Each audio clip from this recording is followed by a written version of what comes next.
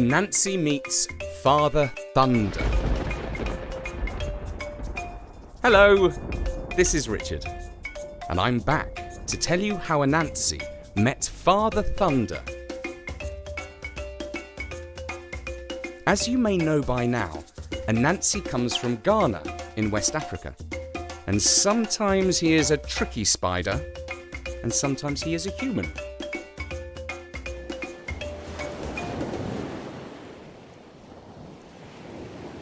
There was a famine in the land.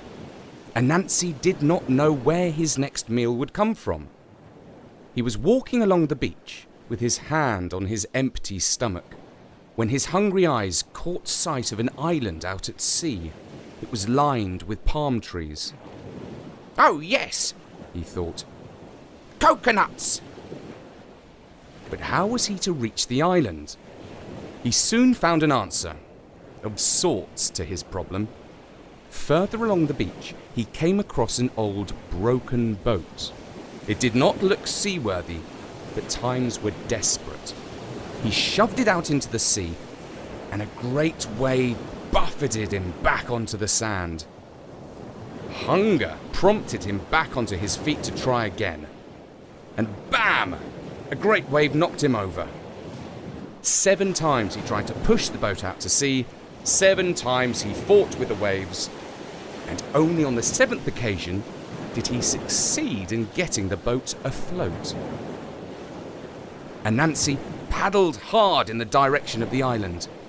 He could see the hairy coconuts clearly now. He licked his lips. He could almost taste the coconut milk.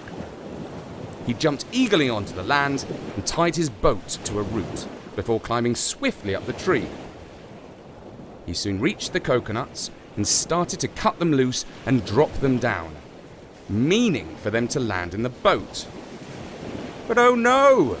However carefully he aimed, every time he dropped a nut, it landed plop in the sea and sunk straight down.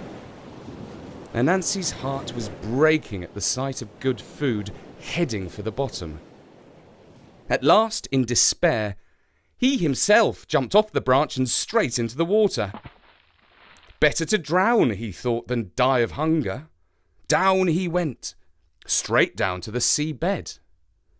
And oddly enough, he found he could see and breathe without any trouble. Here in the water, he saw a little cottage made of seashells. He knocked on the door, and it was answered by an old man with a long grey beard. "Who are you?" asked Anansi. "I am Thunder," boomed the old man. "Was it you who dropped coconuts on my roof?" I'm sorry, sir," said Anansi. "I cut the coconuts because I'm hungry, and I meant for them to land in my boat, but they missed and went into the sea." "It is well that I am in a good mood," replied Thunder, "or I might brew up a sea storm. Come in, I have something to give to you." Anansi stepped into the cottage, hoping for a meal of fish. But Father Thunder had an even more wonderful gift. "Take this pot to your house," he said. "Any time you are hungry, it will feed you." Anansi gladly accepted the gift, and a moment later he found himself sitting back in his boat. He paddled swiftly to the shore and then ran to his village. When he arrived back at his hut, he took the pot straight into his room and said, "Pot, do as Father Thunder commanded you." And the pot shook, hissed, and steamed, glowed red with heat, and was soon full of food. For a hungry man, it was the happiest sight in the world. He greedily gobbled down all the food and was about to call his family to demonstrate what the pot could do when he paused for thought. "What if my family overwork the pot?" It might break, and nobody in the village has the power to mend such a magical thing. A pot that can't cook is no good to anyone. No, this toy is strictly for grown-ups. I shall keep it to myself, and out of the greedy, grabbing hands of my children and relatives." And with this selfish idea in his head, Anansi hid the wonderful cooking pot. As the days of the famine went by, his wife and children grew thinner and thinner, while he grew fatter and fatter.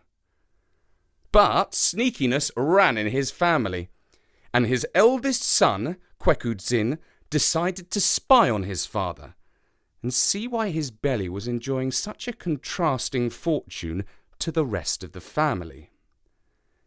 He had the power of shape-shifting, which he used to turn himself into a fly and fasten himself to the corner of Anansi's room. At dinner time, he saw his father creep into the room, take out the pot, command it to cook, and then gobble up the magical food. Bzzz, he thought. Papa has surpassed himself with sneakiness this time. He flew off to find his mother and tell her the secret that he had uncovered.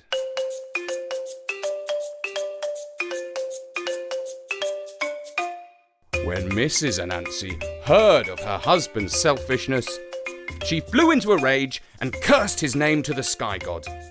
Then she marched into his room, took out the magical pot from the hiding place, and carried it into the middle of the village. "Line up, all you hungry folk," she called out, "and get your grub. It's hot and it's going free." The villagers came running. The pot shook and sizzled and steamed and glowed redder and redder until... kaboom! It exploded like a bomb and sent everyone diving for cover. And that was the end of Anansi's secret cooking pot. At first, he was furious when he learned what his wife had done, and soon he was hungry again. "So," he said, "I shall have to return to Old Man Thunder and ask him for another pot." Once again, he launched the rickety boat to sea. The clouds were dark, and it looked like a storm might be brewing. The waves were choppy, and he had to paddle harder than before. He reached the island of coconuts and jumped directly into the water below the tree. All was calm below the surface. He knocked at the cottage of shells and found himself face to face with Father Thunder. "What do you want this time?" he demanded sharply.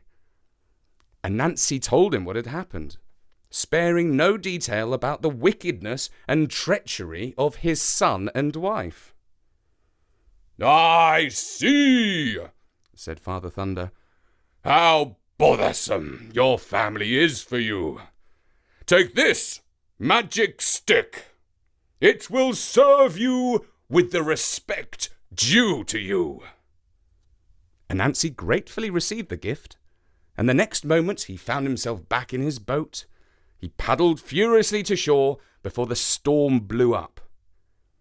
As soon as he hit the sand, he ran up into the woods and found a quiet place to try out his new magical possession. "Stick," he said, "do as Father Thunder said." And the stick flew out of his hand and began to beat Anansi. Oh, what a thrashing it gave him, every bit as he deserved. He ran back to his village, chased by the stick, whacking him all the way. For more Anansi stories and other stories from around the world, please visit storynori.com.